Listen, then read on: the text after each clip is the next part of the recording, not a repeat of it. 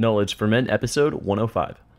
Welcome to knowledgeformen.com, where you're going to grow into the man you want to be. Your life will never be the same again. I can guarantee it.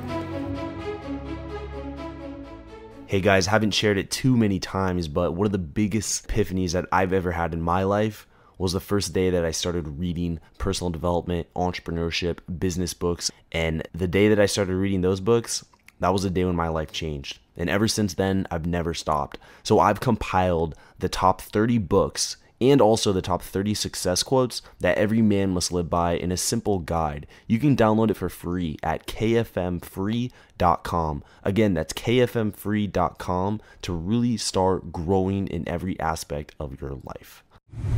All right, guys, welcome to the show. I'm here with Michael Anderson. He's an international speaker, radio show host, and author. He specializes in leading competitive, driven people through the same transformation that he's been through by bringing more joy and happiness into their lives. He's spoken in countries like Panama, the Philippines, Australia, all the way to Mexico. He's worked with leaders from Microsoft, SAP, Stanford University, and Entrepreneurs Organization. All right, Michael, happy to have you here. Yeah, happy to be here, Andrew. Look, this is going to be fun. So let's dive in with the favorite success quote of yours, Michael, and explain to the audience why you chose that. Absolutely, and it's great you gave me a heads up on this. What I do, and when I talk to entrepreneurs and executives, I talk about how nothing great is ever created when we're in our comfort zone. So what I really enjoy doing, and I do work a lot with competitive driven people, having them become happier and more joy in their lives. The fact is, Andrew, we are creators, and I think the best way we can serve the world is for us to get out there and create. And that means getting out of our comfort zone, overcoming fear, procrastination, resistance, and really going for it in life. And so that's where my quote comes from, and that's what I really enjoy helping people do the most. Yeah, I like that, and I want to learn more. I want to learn more of how you got started with all this. So, take the mic now and share with us how you got started with all this. Sure. As I like to say, I help people with happiness because I was really good at unhappiness. I was good at the scoreboard of life. I lived 6 countries. I played pro ball. I started some successful software companies, but I didn't have any internal joy and fulfillment. I was always worried about what the next goal was. Never happy with this goal. I had that little voice in the back of my head telling me how I wasn't perfect, how I had to do more and more and more, and I wasn't worthy. All this other stuff. My relationships were not very, very tight. They were very surface level, and it was just a hard way to go through life. And for me, 4 things happened at one time. I had a nasty business lawsuit. Actually, I had a business partner assault me in my office, which was just absurdly difficult. I was going through a divorce at that same time, and then drugs and alcohol were in my life as well. So, what I tell people, I want to help them get happy without having to go through those 4 things, and some of us do go through those things, and that's okay. And then when I was at my low point, you could say I'm a good doer. So I told myself I'm going to do whatever it takes to get happy. And I found the best place on earth to learn about happiness, and that's the University of Santa Monica. And Andrew, I think it's pretty unique. What I did is I earned a master's degree in spiritual psychology. Wow, quite the journey there. And one thing that really hit me was you said, I'm doing great on the scoreboard. Like on paper, it looks great, but something was really missing. I think this resonates with a lot of us. We have all these great things that are going for us. On paper, we look great, but inside something's missing. So can you open up more about on this topic? Absolutely. And you're exactly right. That's very common, especially in today's day and age. And, I would always think like, hey, once I make this amount of money, once I start this business, once I marry that pretty woman, then I'll be happy. But it's a fool's gold because once I would reach that, first of all, I'd judge myself that it took me so long to reach that because I had these lofty expectations of myself. And then I would set even more audacious goals and kept waiting that when I check that one goal off that I'll finally be happy. But it never happened. And in fact, I would get more unhappy the more I went through life. So having reflected back on that part of your life, what did you feel was missing? What was it? Yeah, it was internal fulfillment. And it was the relationship with myself. I've done a lot of study in the field of psychology. And what I realized is what they call, I love this definition, personal transformation. We hear it a lot. The definition that really resonates with me is moving from an external focus to an internal focus. Now, what that means is my focus was always external. Hey, I have to drive this kind of car. I have to wear this type of clothes. I have to make this amount of money for me to be worthy as a person. And when I shift that and I become more internally focused, when I just have acceptance for myself and everybody around me, then I enter a state of happiness and joy. And it's pretty easy to say in 2 or 3 sentences. Obviously, putting it into your everyday life, there's a lot of tools that we teach. But that's the big thing of realizing that I'm not defined by the things that I do or what I have, that I'm inherently worthy as a person. And the thing is, Andrew, when I tell business people that, it's always funny because they're like, well, I'm afraid, though, if I change my mindset, I won't be as successful as I had been. Yeah, which I totally get because that's the way I was too. But the fact is, when we're more internally driven and when we have this sort of internal confidence, internal peace, man, we have so much more creativity. We have so much more energy. We see things so much better. Our connections are so, I mean, we're happier. We're more trustworthy. We're a better leader. It really, really opens up to a whole new world. And I can see how this could be a question that comes up a lot with you. It's like, if I focus on just being content with myself, then how's my business going to grow? How am I going to pay for the salaries of my employees? How is anything going to grow if I'm just focusing on my internal self? Yes. But just because we're content doesn't mean we're still not creators and we're not builders. And in fact, when we are content and we are in this internal alignment, we actually have more energy and we see things clearer and we're actually coming at it. Because, for example, I'm a competitor. I mean, if you ever take Strength Finders, competition is my number one thing. And just like everything in all of our lives, it's almost like a superpower. You know, we can use it for good or we can use it for evil. And instead of being a competitor to try to kick everybody else's butt and kill everybody else, now I want to be a competitor because I want to elevate as many people as I can. And I focus on the value of my organization and me instead of attacking the weaknesses of others. Huh. And so you went to the school of University of Santa Monica and you studied spiritual psychology. Yes. So this is obviously like a different kind of path. Not everyone, studies something like this. So what was this experience like and why did you choose this school? Yeah, so I knew that I had to make a big change. And what was missing in my life until then is, I did everything else, like I said, that was on my list, and I checked stuff off, except I never had any emotional intelligence or spirituality in my life. So I figured that's where the gap's got to be. And just like me, you, and everybody else out there, I jump in to stuff, right? And I'm like, yeah, let's take a master's in it. Heck with that. Heck with the e-course or whatever. And you and I are in San Diego, so I just popped up. It was in Santa Monica, so it was like an executive program, one weekend a month. And basically, I took a master's degree in self-development.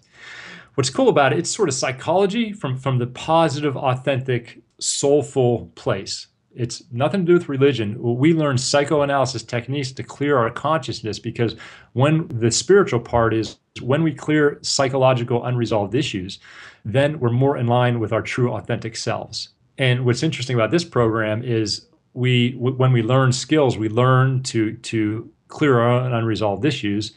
And so I actually took the master's and I took 2 more years. So I have about 2,000 hours of counseling experience, both with other people and myself, just on these psychological techniques. And so in this process, I'm sure you discovered a way to live a happier life. So what are some steps that people could take, some of the listeners, to really start building a happy life? It's a great question. It's funny because I talk to a lot of entrepreneurs and sometimes they'll say, Mike, I love your subject, but I don't want to sit through a 90-minute presentation. So can you just boil it down to 1 sentence? Andrew, I love entrepreneurs. They want to get everything in 1 sentence. So it's funny. I go, well, what it is actually learning what we can control and can't control. And I talk about that as personal ownership. So what I learned, and this is mind-blowing to me, and I learned this at 35, and I was like, man, why didn't I learn this at 18?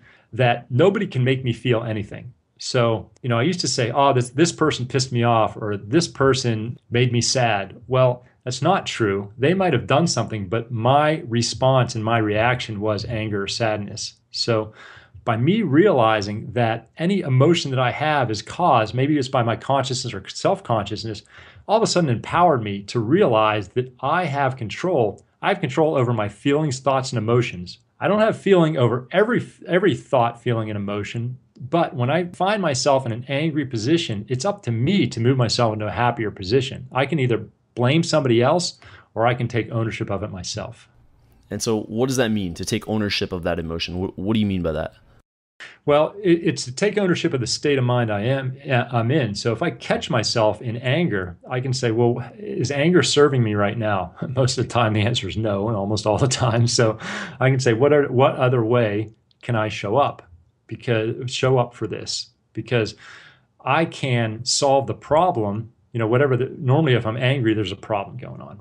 I give the example of I get a phone call or somebody tells me that we lost a big customer. And there's two different things we go through. We go through a reaction and a response. So of course my reaction is anger. I mean, I never like to lose revenue, never like to lose a big customer. But then I can choose my response. So if I'm thoughtful about it and I say, and it's okay to have a little bit of anger as a reaction, but then I say, look, instead of just yelling at the salesperson or the customer service person, instead, I take a couple steps. I really choose how I want to respond to this situation. And then the first thing I do is I try to call to get the customer back. Okay. If I can't get the customer back, then we have an all hands meeting to find out why we lost the customer. And again, it's not about blaming somebody, it's about seeing how I can change my business so that I never ever lose a customer like that again. And then the third thing is that I make it a rallying call for the sales team that we're going to double the revenue that we lost. So I had a potentially negative situation that I would be angry about. And if I choose my response, all of a sudden I have this rallying call that can actually turn it into a positive for my business instead of a negative. So just alluding back to your quote in the beginning, it put you in an uncomfortable position, yet by using your skills to turn this potentially bad situation into something that could actually benefit you and your business. Yes, which is hard to do when we're in a state of anger. And just on the opposite side of that is when we're trying to control stuff we can't control, that's when we enter stress and anxiety. So, at the end of the day, and this was mind-blowing to me as well, the only person I can control is myself. I cannot control my employees. I cannot control how much revenue I bring in. I cannot control whether I make quotas.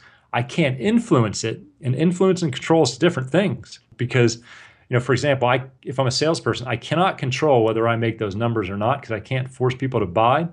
What I can do is focus on what I can control. I can make X amount of calls per day. I can work on my sales skills. I can go to networking events. So I got to realize what's in my control and what isn't, and just focus all my energy on what's on control. And that way I can alleviate stress and anxiety.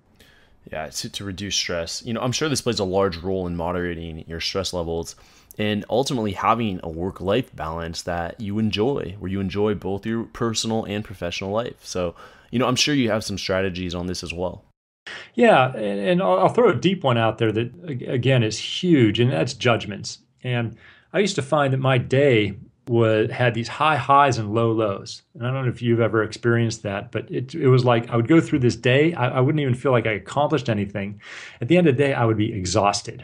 And that's because I would put what's called judgments on there, and that I would assign a positive or a negative. So if a call would come in and we'd get a new customer, I'd be like, yeah, that's awesome. And and somebody would make a mistake, I'd be like, oh man, my world's gonna crumble. I'd be at the point it would ring and I wouldn't even want to answer it because I'm like, man, this is probably bad news. So, it's all this different stuff would go on in my head. And I would have these roller coaster days up and down. I would get home, even if it wasn't that long a day, and I would be exhausted. And what I realized is everything coming at me is just information. And when I can take stuff as information, I can just take it and make good business decisions, not emotional decisions, smart, rational, thought out decisions. And that keeps me from going down the big roller coaster. And so with that, do you have some really good time management techniques that you use to really effectively manage that work-life balance? Well, I have some great time management techniques, and I'll just throw a couple of these out there for you. And I love to talk about this is because I'll tell you, it sounds funny, but when it comes to happiness and even spirituality, putting good time management systems is one of the easiest, quickest things we can do. It takes a little bit of discipline sometimes, but what I tell people to do is look, quit living off your inbox. And when you get in, what I do is I copy all the stuff in my inbox to another folder, and I don't look at my inbox until the end of the day. And that just enables me to get stuff done. And I turn off all my email alerts and all this other stuff. And I'll tell you, if there's one thing you can do to double your productivity, it's stop just waiting for emails to come in. Don't worry about emails, answer emails a day late. Let everybody know if they want to get in touch with you and get a quick response to text or to call. Use email what it's for and as reference stuff. And if people send you stuff for to-dos, let them know that you're not even going to get to it to the next day. Yeah, I'm so big on blocking social media is my problem, and email as well. So I use an app called Self-Control, and it's for the Mac. It's free, and you basically it blocks all of the websites that you go to that you really just waste a lot of time on. So it actually prevents you from going to those sites. It'll actually say this website cannot load when Self-Control is on. So I'm huge on just like blocking the things that steal your time and focusing more on the things that need your time. So for yourself, Michael, do you have any other productivity or time management tips that you use? Yeah, absolutely. And one thing, and I come into companies and I do this. I'll teach systems, and I have just like a 45-minute sort of inspirational one where we teach some of these. The one thing I also tell people to do is like, look, when you're busy, when you got to get that report out, when you got to get a priority done, look, shut your door, don't answer your phone, put it on silent, and just do it. I call it going in the cave. When you really have a priority to do, it's up to you to block out all the external stimuli and just suck it up and do it. And it's amazing how much we can get done when we don't have any of these other disruptions to come in and do that for us. Yeah, and with that just comes procrastination. It's so easy to just push something to the next day, push something, till 4 o'clock. I'll do it tomorrow, and then eventually it becomes I'll do it next week, and then eventually something else comes into play, and then we don't get it done at all. So, I think procrastination is just the death of all creative work. So, what tips do you have for eliminating or at least reducing procrastination? That's a great question, and I love that you brought that up. And I want to be honest with you, even at be honest, I'm in my 44 years old and I've done a lot of stuff. I have procrastination, I have fear and resistance every day. It's natural. So even the people that have done a lot in this life, we still get it. So it's a natural thing.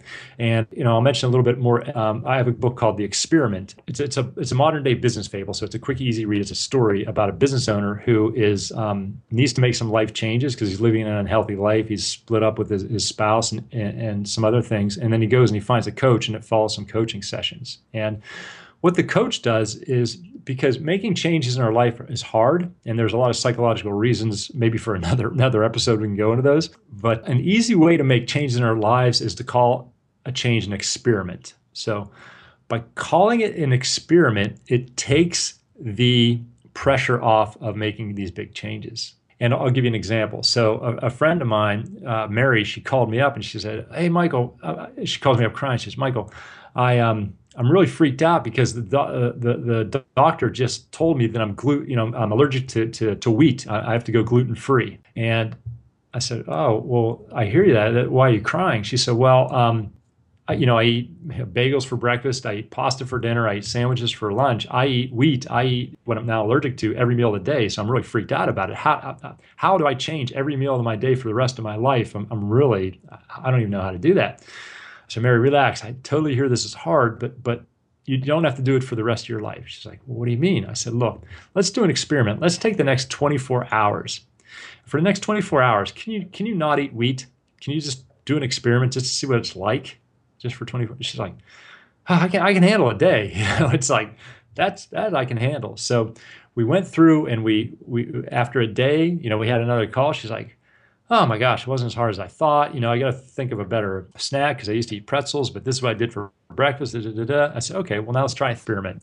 So we did a 3-day experiment. So there's a huge difference, I'm sure you can see, between changing your eating habits for every meal of your life, of the day for the rest of your life, as opposed to changing the next 24 hours. And so what effect does this have on the people that you do this with, and when you change it to an experiment? Well, it's anything people want to do. If you call it an experiment, it takes the pressure off of doing it right. It takes the pressure off doing it perfect and not perfect. And if you have that perfectionism curse, as some people call it, but when we call it an experiment, it takes it takes the win-lose off of it. So, if I want to run a marathon, again, committing to running 3 times a week for the next 8 weeks is intimidating. And I don't know if I should run before work or after work. And if I say, look, I'm going to do an experiment, I'm going to run once before work and once after work, that gets me out of the analysis paralysis. That makes it fun, because the only way we fail an experiment is not to try it. So by doing something audacious, we can call it an experiment. And even if it doesn't meet our original expectations, we win just by seeing how it works or not. Wow. Yeah, I could see how it could take off the pressure, because experiments don't always succeed. It's just a little bit more fun and interesting when you view it this way, as an experiment. Yeah. And you know what? We learn by doing at the end of the day. I can either, when I was just starting out speaking, I just booked myself a couple free speaking gigs, and I figure I can either read and practice in my house, or I can go out and do it. And, of course, once I had it on the calendar, I practiced and then did it. And then I figured out what worked and what didn't. And it's an iterative process. But I meet so many people that they want to start that business, or they want to write that book. People come up to me, I want to write a book. And I said, well, why don't you write a book? Well, I'm not sure about this and this. I said, well, why don't you just do an experiment and just write the table of contents? And the table of contents might be garbage. You may throw it away, but at least you're creating activity. If somebody wants to start a business or put out a new product, I figure, what's the smallest way you can do that and really get a taste of it with the least amount of commitment? Because to me, that's what an experiment is. Yeah, it's just a simple reframe, where you change the meaning of the action into an experiment, and it really just takes off the weight of failure, because experiments, obviously, like I said earlier, they don't always succeed. Yeah, you're exactly right, because we're changing the definition of success. Now, instead of the definition of success being doing it and being perfect, which I have that sometimes definition of success, I'm sure you do too at points. The definition of success now is playing in the game and playing 100%. Because when we do experiments, we got to be balls in. You know what I mean? We can't half-ass it. Even if you do something for a short period of time, you have to be all in. But it doesn't have to be, we're doing it to learn. We're not doing it to be perfect, which, again, that's how you get better. If I play basketball and I want to try a new move, it's not going to be perfect. But then I have that move. I practice it a couple times, and it's in my repertoire. I just like the way that you said repertoire. Now, what I find interesting is your background in business, of course, and then your master's degree in positive psychology. So this brings me to the question, what role does spirituality play in business? That's a great question. And I love that, because, I'm doing more and more, people are more and more asking to that question. And, it shows that you are on the forefront, Andrew. That's why this is a great podcast. So, and just to clarify, I don't believe in any specific religion. I don't follow any specific religion. I believe in what we call general spirituality. We have a soul, that we're connected. To me, God, universe, spirit, my soul are all the same thing, higher power, etc. The only couple of assumptions that I make is that the universe is verse, and that anything that happens to us is our path. And there's a thing called the hero's journey, which means to be a superhero, and to be a superhero, I have to go through some crap. Batman, his parents were killed. Superman, he got separated from his family. All the superheroes are, nobody's ever had this perfect life. And we have this thing where when we come into challenges, we think that, oh my gosh, I'm never going to succeed because this and this happened. But at the end of the day, the reason those things happen to us is to build our strength. And when we really look at that, hey, I'm going through this divorce, but what can I learn about it? Because this is my spiritual path, that somehow I was meant to go through this to do great things on the other end. The concept is, if I'm here, if I'm a spiritual being on earth, that everything I go through is part of my path, is part of my spiritual path. So if things come up and I go through things that are challenging, instead of judging them, is to realize this is to teach me something. This is to teach me acceptance. This is to teach me love. This is to teach me compassion, forgiveness. This is to teach me that it's okay to fail. When I can keep that in my consciousness, there's nothing more inspiring, and there's nothing better that will keep me optimistic and connected than the thought that I'm the spiritual being going through this for learning, growth, and involvement. And I want to pinpoint on what you said about I have to go through this. It's a part of my path in order to do great things on the other side. I really like that because in the present moment, it could be a business struggle, a relationship problem, a breakup, divorce, whatever it is. But what you're doing is reframing the situation into something that could actually benefit you in the long run. That's absolutely right. It is a reframe. And again, we talked about taking ownership of what I can control. I can control how I put this in my consciousness. And there have been psychological studies where when people view stress, if they view stress as something that actually gives them energy, because stress is natural and stress can be taken as good things because that motivates us. So people that take stress as a positive thing actually are healthier than people that take stress as a negative thing.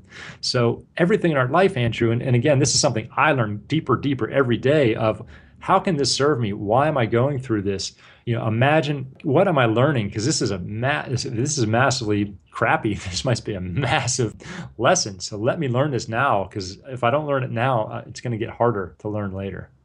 Yeah, and sometimes the lesson that you're learning, whatever it is, it could be some big tragedy that's happening to you. And the thing is you may have already have heard this wise lesson before from a friend, a book, a movie, a family member, but for some reason it just didn't click. And what I'm alluding to is there are just some lessons that you have to experience in order to fully internalize that lesson.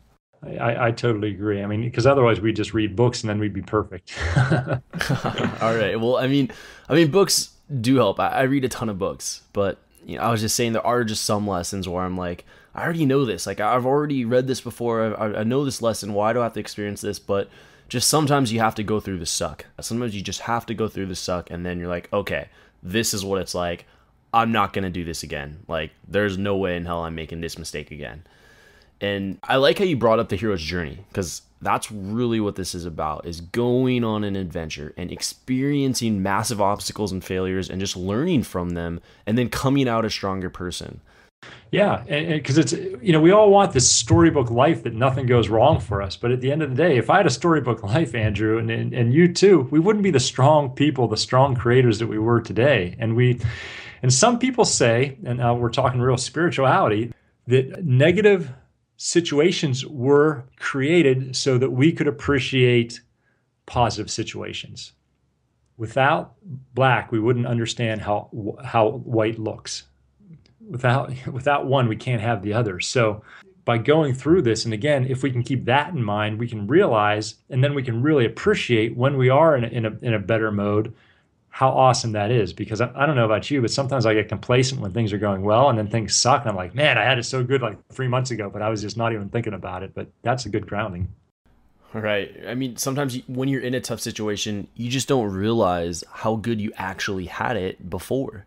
You didn't fully embrace and enjoy how good things were. So, experiencing that helps you kind of cherish the times when you don't have it. Yeah, and I listen to a recording most days, and one of the things, it sort of has a bunch of affirmations or mantras, and one of it's like, who am I to judge my divine path? And to me, that means like, hey, if something comes up, if I lose some money in the stock market, who am I to think that I know better than the God and the higher power in the universe? Who am I to do that? So then it just really puts me into a state of acceptance and actually a state of happiness that I'm going through this path and I have this awareness to really take me to the next level. I like that. And now, Michael, it's time that we enter the knowledge round. Are you ready? Oh, dude, I have to say yes. This is outside of my comfort zone, man. I'll experiment with it. How's that? If you want to grow to the highest levels that you've ever been at in your life, go to kfmfree.com and you can download the top 30 books and success quotes that every man must live by. Every guy should read. If you want to grow, if you want to achieve greatness in life, you're going to have to read and surround yourself with the greatest minds of the world. So I've done all of the hard work for you. I've read hundreds of books. I've listened to hundreds of audiobooks. I've gone through and found the best quotes that you'll need to succeed and thrive and grow and become the man that you want to be. So go to kfmfree.com and I'll send it to you right now. kfmfree.com. Welcome to the Knowledge Round, where the guests will be asked rapid-fire questions to give the audience invaluable pieces of wisdom to help transform their lives. Starting in 3, 2, 1, showtime. All right, and Michael, what advice would you give to someone who's feeling kind of lost or unsure of what they should do with their life? Well, the best thing to do is just really listen to your intuition and quit worrying about what you think you should do, what other people want you to do, and really connect to what gives you energy. I like it. And Michael, what was holding you back from becoming the man you are now today? Insecurities, always worried about what other people think instead of really just loving myself 100%. All right. And so have you had a mentor in your life, someone who's had an impact on your growth and development on your journey? Who is this and how has this person helped you? Well, tell you, Mike Michalowicz, who you had on a couple of shows ago, he's an awesome, genuine guy, and he's sort of my informal mentor. And I'll tell you what, I just have so much respect for him as a person and really what he brings to the table in every communication and conversation he has. Yeah, Mike is an awesome guy. You've had him on the show twice now, but in what ways has he helped you? Or what's the impact? He did. So my book came out, and he's a phenomenally successful author, great author. And I had picked this PR firm, and they weren't doing well. It didn't even start yet. And I said, man, should I just do this myself? And I was on a phone call with him. He's like, Mike, you're an entrepreneur, man. You can do anything better than they can. And he gave me the confidence, and it was the pep talk that I needed at that time. And just hearing it with his awesome positive energy, I quit the contract with the PR firm. It turns out I was able to get my book to the bestsellers, but as the #1 bestseller in business, leadership training, and creativity on Amazon. And I did it all myself, and it was more fun doing it myself. So that was an aha moment of, you know what? We're all incredible at this stuff. Just dive in and do it. Especially when it's your own work. It's just like, it's yours. Like you want to push it out. You have so much energy. It's yours. Yeah, nobody sells like a business owner. That's for sure.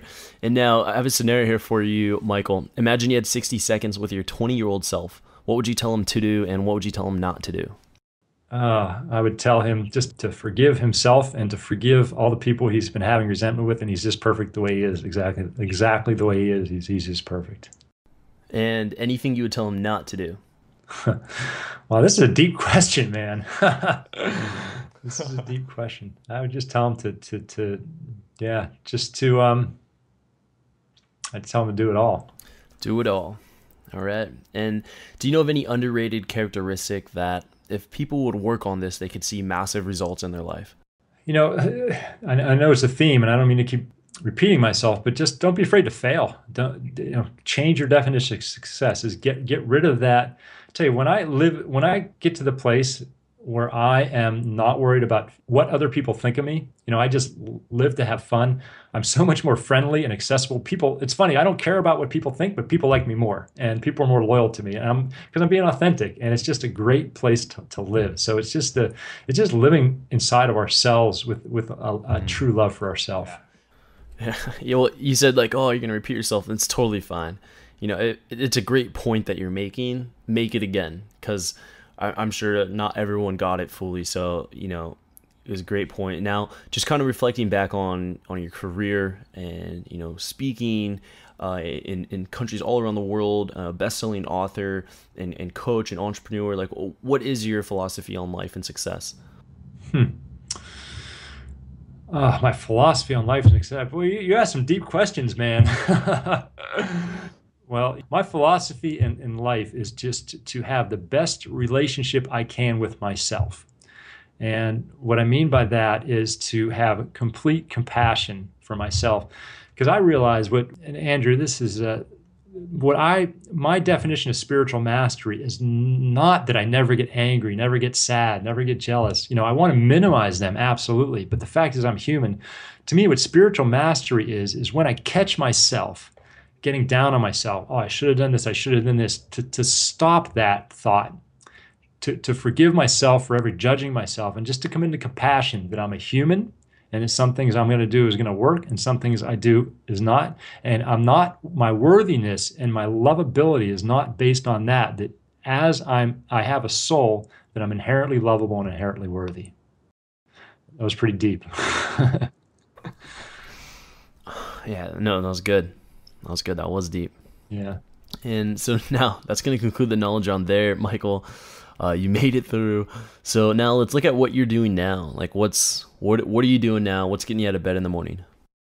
What I do is I talked a bit about listening to intuition, and I love what I do, and I make sure that I do every day what I love to do. I have this book out, and actually to more specifically answer your question, Andrew, I've recently, again with some friends' help, I love talking about spirituality in business, and you've asked some great questions. You've given me the ability to actually start talking about some of the spiritual practices and how they would come, and business people would live through spiritual practices. And it was a bit of a courageous decision for me because, I'm like, spirituality in business, I don't know how that's going to go over.